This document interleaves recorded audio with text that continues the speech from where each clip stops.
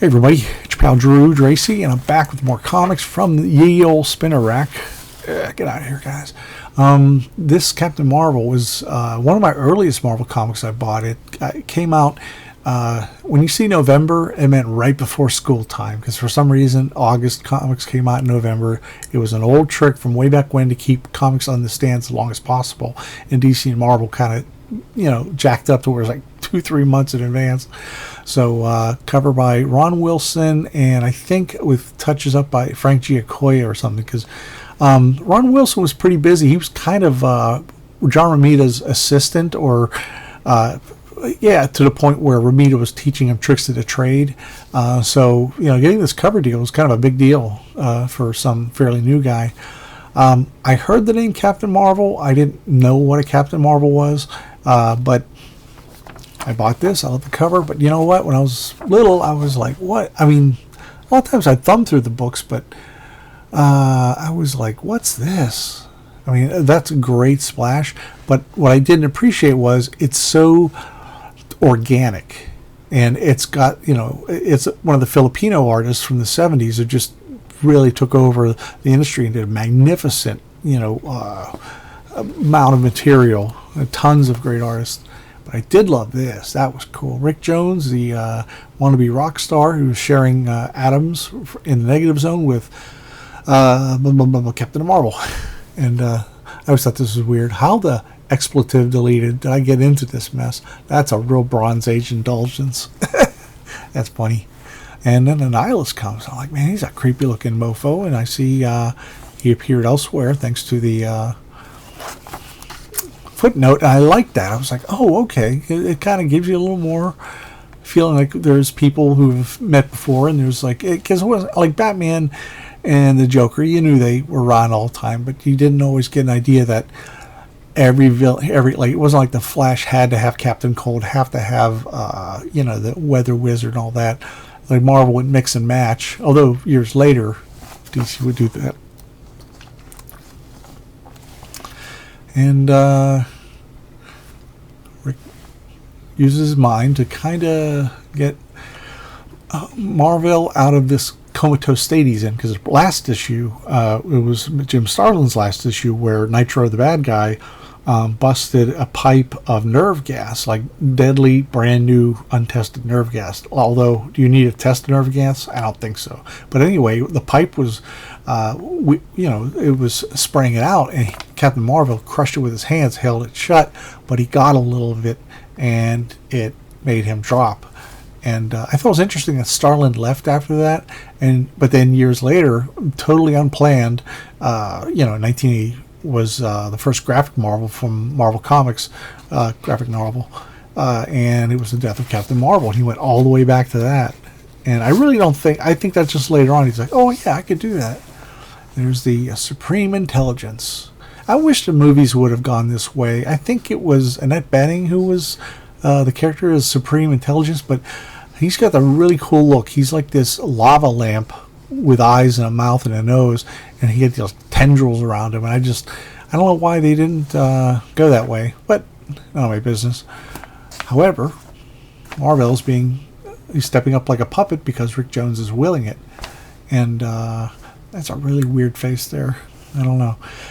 Alfredo Cal is doing the pencils and the X, and then this one's kind of weird. He's skulking around, but there's not a lot of stuff to skulk around or something. It's sort of weird. It's like he's not. You don't know exactly where he is, and I can't describe it properly in respect to where he's going. It's like, and he's crouching down, and it's almost like it just doesn't read well. It's a panel that should have been redrawn, but anyway. But boom, here comes a living laser. And then you get stung by the wasp and your infernal partner, Ant-Man. And I was like, oh my god, it's so cool. It's like these two small creatures, can kick some ass. Ooh, Marvel value stamp. I'm not going to cut it out, though. In one of my early videos, I cut out a Marvel value stamp, and I think I lost subscribers doing that. I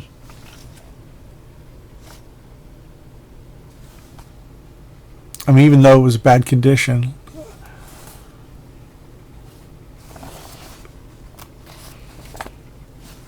And that's kind of odd too, because that's all dead air there. And I know he's probably making room for. Alcala just didn't do superhero comics usually. He was exceptional at doing, like the Man Thing, horror type stories, and Marvel's black and white line of comics, including Savage Sword of Conan and everything. This kind of cracks me up though, because he's like, he's like pointing, and then that costume's pretty wild too. I was like, it's kind of neat. Never saw him before. And his little sparkly trail ends up causing a Nihilus to go boom. I love these little goofy things here. Remember the Chameleon? Well, he returns to Marvel Team Up 27. I love those goofy things. You know what's weird? They reprint them in Marvel Masterworks, but they don't add that at the bottom. They don't keep that. I always thought they should. But, Okay, now we're going on to Power Man, who has had an up and down career path as far as a character, because he went through so many creators. Like the first year, you had Archie Goodwin, and you had Billy Graham, African American artist, not the televangelist dude, and George Tuska, and they really kept the nice solid feel of the book. And then people kept dropping off for different assignments and such, but Power Man had the best villains. He had Steeplejack, who and he also had this guy, he like shot rivets, and he was on top of like a half built building. And then there was who else was there? Roach, who had this Cockroach, who had this really badass like sawed off shotgun, and just really neat. Mace, who was this crazy skinhead who had a mace for a hand. And so you got Don McGregor making sure there's no empty space on the page, Frank Robbins and Vinnie Coletta. And I've said this before, he was never fully cut out for superhero stuff. He was great on Invaders because he could do all the backgrounds with authenticity. He knew how planes looked. He knew how places. He could do environments great. And when he did the World War II stuff in Invaders, it was perfect. But anyway, but on superheroes, he kind of gets a little silly with that. And it's kind of like taking somebody and saying, everybody, they said do it the Marvel way, which was basically the Jack Kirby way, and then John Buscema came out with the comics the Marvel way, which shows a lot of foreshortening and just action and stuff. And to get someone who's more traditional in the style of a newspaper strip, because I think Frank Robbins did he did some like big newspaper strips, adventure strips. Here's a perfect Don McGregor piece. Jeremy Drake and his wife have just finished a steak, consumed some wine, and conducted themselves with sophisticated arrogance. The arrogance is stripped from them the moment they spot the missile heading towards them. Of course, Jeremy Drake has no idea what the missile is that slams into his throat and drives him back into the door, but it kills all his lifetime illusions in less than 5 seconds. He loves doing that. He loves giving you all this back info, which can work sometimes, but he does it a lot. And like I said, every square inch is covered with copy. But a lot of other people did that too. That was kind of a common thing in the 70s. And I think what it was like Stan Lee, he wrote a lot too, but he did, there were a lot of panels where he gave the art time to breathe in certain sections, especially when you had Kirby machinery in the background. It's like, you don't want to cover that shit up. So, but I think the guys felt, well, you have to overwrite if you're going to be like Stan Lee, and they're missing the point. And Don is like the most overwriter guy, and he's got a lot of thoughts. He just goes off. But this boing boing boing shit is just totally absurd. But like I said, it's just not. You take a classic newspaper strip artist like Frank Robbins and tell him to try and do Jack Kirby or John Buscema, you're going to get like these wacky kind of images. Ooh, gotta cut that out too. I never did get all the pieces of those puzzles. And there's Luke Cage trying to get some coffee from the coffee machine. It's like an ongoing joke at the theater that D.W. Griffith, his buddy and landlord, has. It's always screws up on him every single time. And he has a office above theater. And somebody who had died from spear. It's a funeral, and his daughter is just glazed eye. She's just a lot. Now this is really fantastic stuff. Really amazing acting. It's like really amazing acting. It's like you feel, it's heartbreaking, and McGregor knows to shut up during this part, and that's just really makes it cool. So, so, but it's cool. I mean, I like it. You just can't. Like, I have all the Jungle Action books that he did, and the new Black Panther books that he did that are fantastic. But you can't binge on it because I don't know, your mind rots. It's just so much going on. Well, the Hulk. This one I think I got from a trade from Rick, because back when comics were 25 cents, it's like me and my pals would trade comics, and it wasn't necessarily because we didn't like them. I think we just wanted to read as many as we could, and none of us had like a lot of spending money, and a quarter was like a perfect amount for a kid in the mid 70s. Now, check this out.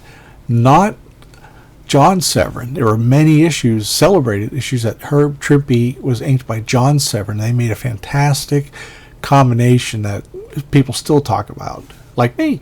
And but Marie Severin, his sister, who is herself, she penciled the Hulk for a couple years. She's a penciler inker. She's a colorist. She colored for EC Comics back in the 50s. A production person. She's just a one-woman machine for Marvel, and just did a great job all the time. So she's inking. Let me put it this way. She did the Hulk for like 2 years, and then they had this farm team attitude of like, okay, we'll get Herb Trimpe, this brand new guy, to do the Hulk, but we'll have Marie ink him for a few issues so he can understand the language that we're trying to get across, because it was just a great idea. So Hulk's throwing these tanks around, but it's like Marie Severin. It's just fascinating because it's a very different attitude than her brother.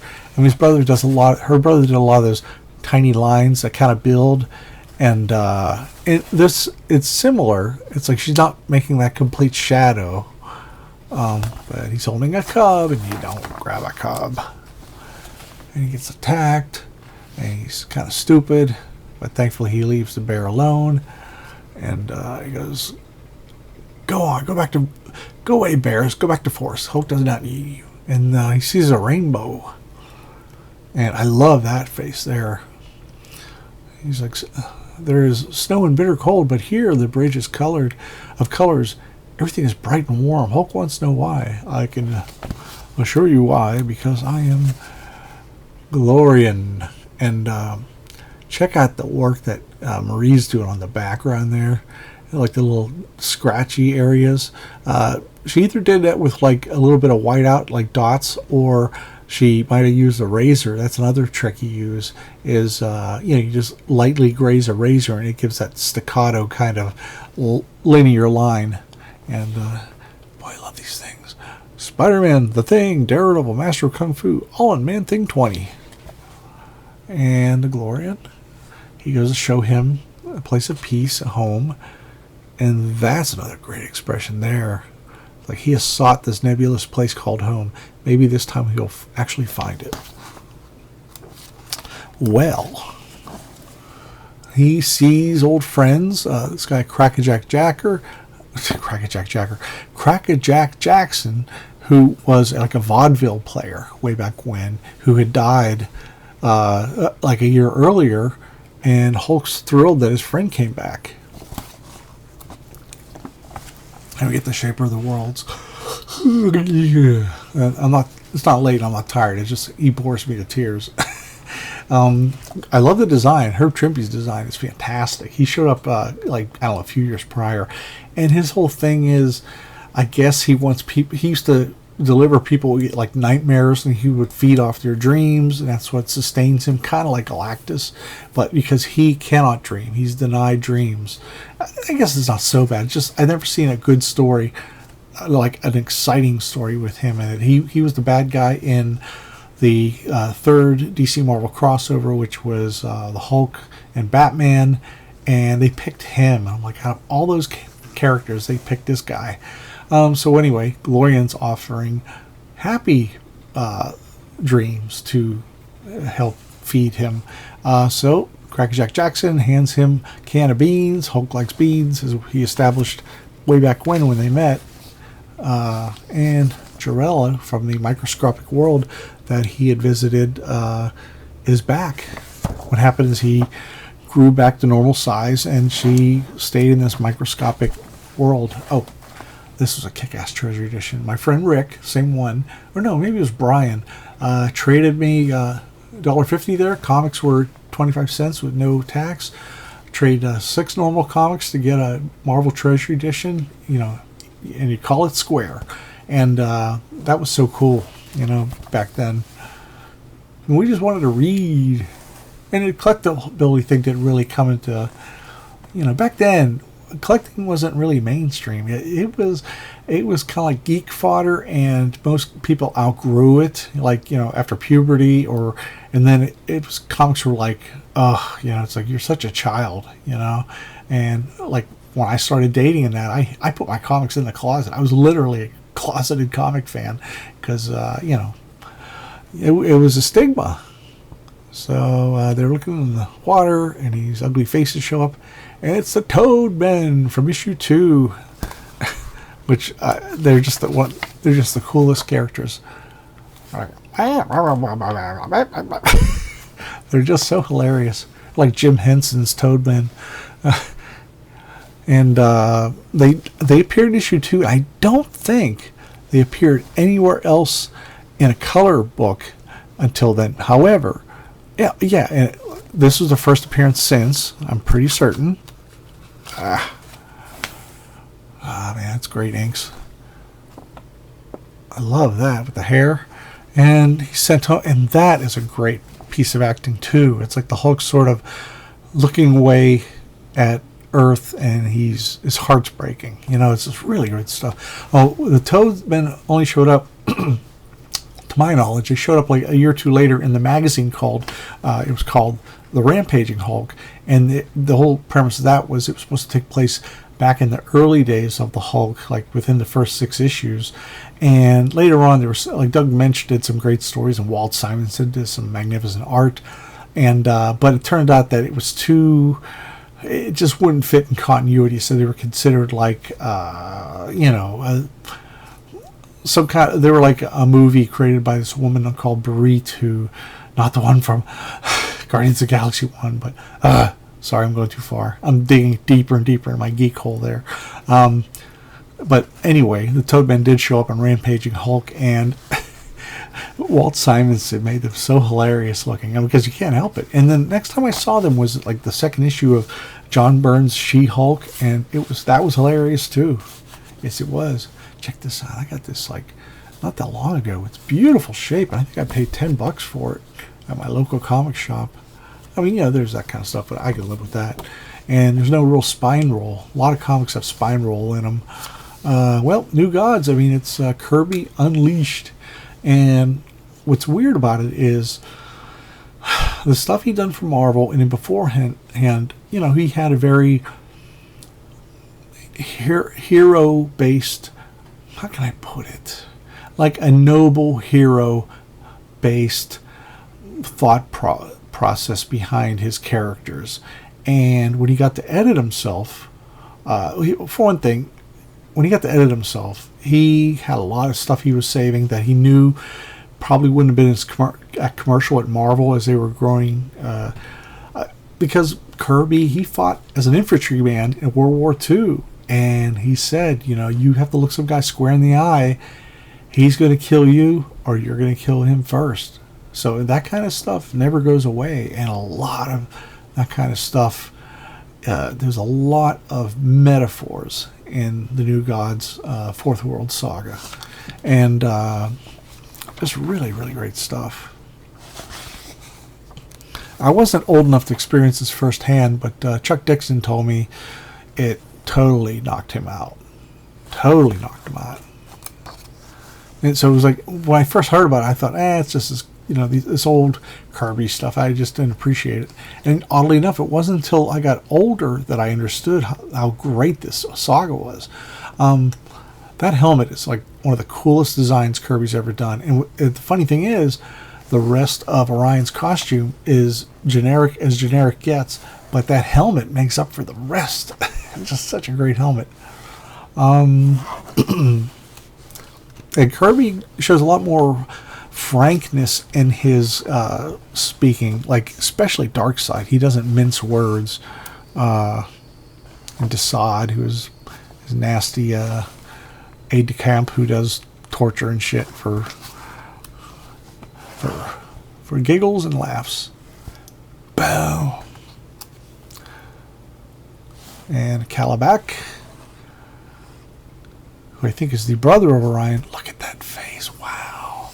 So there's one kid, this guy, Willie Lincoln, who he was bedridden because he was in Vietnam and he got harmed really bad. But he gets a message. Message both swift and final. And he gets up, and all of a sudden he becomes the Black Racer, who is a bringer of death. Now the thing is, that costume is just really dumb. I'm sorry.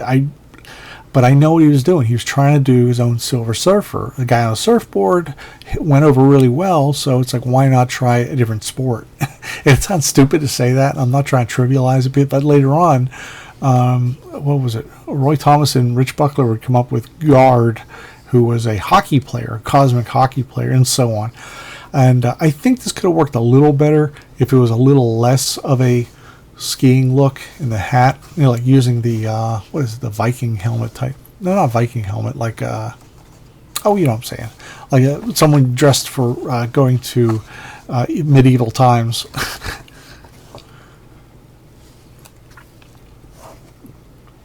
And this is just like really intense, and it's just ugly. It's so it's adventure comics that are unromanticized. And it's in their stories, their messaging, and their dealings with death and duplicity and all that sort of stuff. So this is the very last issue, unfortunately. Wouldn't be continued till many years later, and but Commandy gets a ad in there, and then later Commandy was kind of fun. I was never really into it, but the Demon who came later, I love that character. He lasted like 18 issues maybe. I don't know. Mr. Miracle was cool too. Well, now my man Hawkeye, I love it. I also love when they would have updated heads. So John Byrne, and it's written by Steve Grant. Who, what's interesting, he also wrote a short story that ended up in Marvel Fanfare that Trevor Von Eden had drawn, pencil, and I think it was Joe Rubenstein who inked it. So this is John Byrne and Dan Green, Ben Shawn, great colors, Jim Novak, etc. But I think Stephen Grant really took a liking to Hawkeye, and I think if they had done a solo series, Steve Grant would have been like the main writer on the book. There's Falcon. He's like the newest recruit and displacing Hawkeye, which he's not pleased about. It's a long story.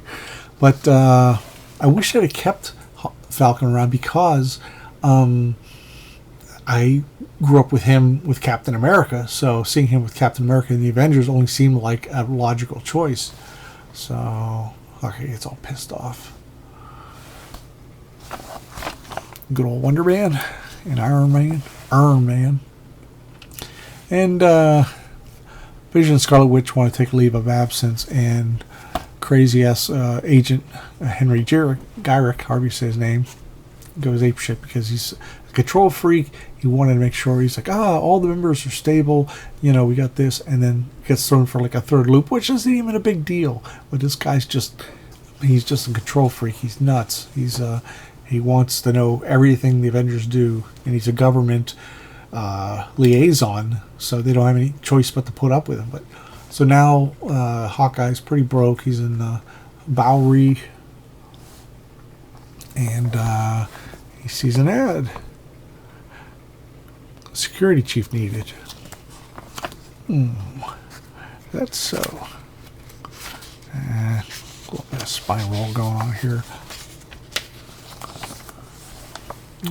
And you start with the perspective of this guy going to work, and he's like, there's like cameras and alarm systems everywhere, fingerprints, coded locks that only employees can open, infrared detectors in all the hallways, sections that only open with the proper card. Can't believe anybody would get here, be stealing equipment. They just couldn't get away with it. Nobody could break in unless, hello there. Love that. So he's like, what are you doing? Get out. I'll call security. And it's like, hey, I am security. Now he's like, look, I broke in your place. I can run this Kirby plant for you. 2 nights later, he's like, wow, my own coffee cup. And the place makes Stark International look like Toys R Us. Check it out, a Playboy centerfold. I love that. No crooks either. Now, maybe they heard that Hawkeye's on the, something's going on. Warehouse 12. Not Warehouse 13, which was a great show. Byrne really does some great stuff here. I mean, gosh. He's like the Falcon, and no, it's Deathbird, who first appeared in Ms. Marvel, and then she became very. She was one of the Shi'ar. She was with, which were these aliens that hung around the X-Men a lot. They did a lot of good and bad stuff with them, and so she tried to kill him, but his chainmail helped him on the back, as well as his arrows, or what do you call that? You know where you put the arrows. So when she's out to destroy him, blasts him, and she shoots electricity. He goes, electricity? You gotta be kidding! This is Hawkeye you're dealing with. I've walked away from fights with Iron Man. Problem is you're too used to tangling with Ms. Marvel, and she was new at this game when you met her. I've been around a lot longer, and I know there's a lot more than just hitting people. Like electricity can't hurt, or you're not grounded. Man, that is just so beautiful. That's such a beautiful panel. And she flips him over. He give her a pop in the snout. That's thunder, like hitting a dog across the nose with a rolled up newspaper. And she tries to kill him with a javelin, but his chainmail managed to save it. But his arm was useless, and he can't use a bow, so he ends up having to throw the arrows. I really love that. That's Zipatone effect, that phase in the black. It's not printing right here, but really great effect. Nice sound effect too. So she can't see what's going on. The colors is really doing a great job. Ben Shawn, I think. But Hawkeye sneaks around. Because, lady, you remind me of a chick named Moondragon. Both of you think you're so blasted superior. And they got her wings pit. And here comes the CTE cleanup crew. He goes, are you okay? He goes, now my arm's starting to come back up. I got a chance to massage it some. She's like, Archer, I won't forget you. You can count on that. Birdie, you want something to remember me by? I'll give you something to remember me by. Schlorp. Okay, can't say it hasn't been fun, Deathbird, but my date book's been filled for a while. So don't call me, I'll call you. It's like, she's so arrogant and thinks everybody else is beneath her, and like the Shi'ar are superior to humans. And he kind of showed her, no. Here's Henry Garrick. What's interesting here, he's trying to shut down the Avengers because it's not consistent enough for him as far as membership. It's just that goofy. Okay, that's, as far as I'm concerned, this is the end of the Avengers. Again, but that trick never works. Shut up, Beast. Going to throw back to Rocky and Bullwinkle.